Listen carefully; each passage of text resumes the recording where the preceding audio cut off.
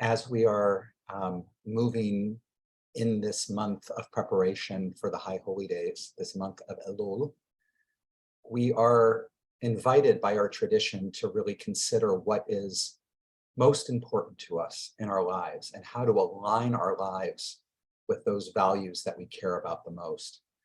And there's a psalm that is said every day of the month of Elul. It's Psalm 27. It is said after morning, at the part of morning and evening prayers. And one of the lines in the psalm invites us to consider, if we had one thing to ask for from God, what would it be? And that's a way of kind of prioritizing down into what's more important. If I had one thing to ask for.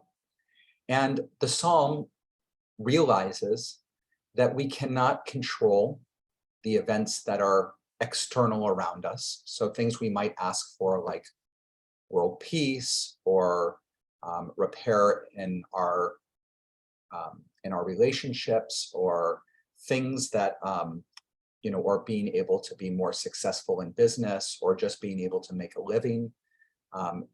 These things about asking from the external world is not what the psalmist does, but instead the one thing that the psalmist asks for and invites us to ask for, achat sha'alti me'et Adonai, kol yamat mechai yai, achat sha'alti me'et, one thing I ask for from Adonai, shivti bebeit Adonai kol yemei chayai, that I can dwell in the house of Adonai, in the presence of God, and uvaker v'hechalo, and visit the sanctuary. Now, for some of us, this being in the presence of God may not be something that we connect to as something that we're asking for.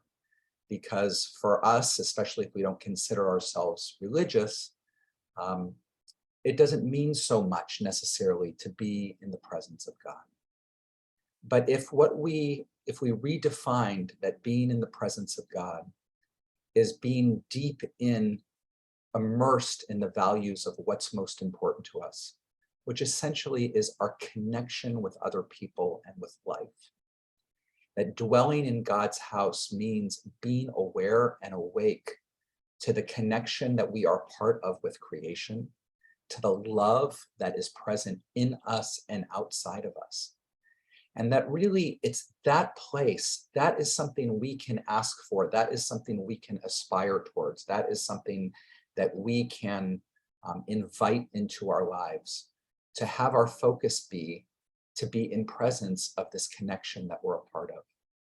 And really, it's that connection in which all of the positive change that we are seeking will come from, because it's that connection that allows us to strengthen and deepen the relationships in our life, to build new ones, and to be able to make choices in ways that unite and don't divide.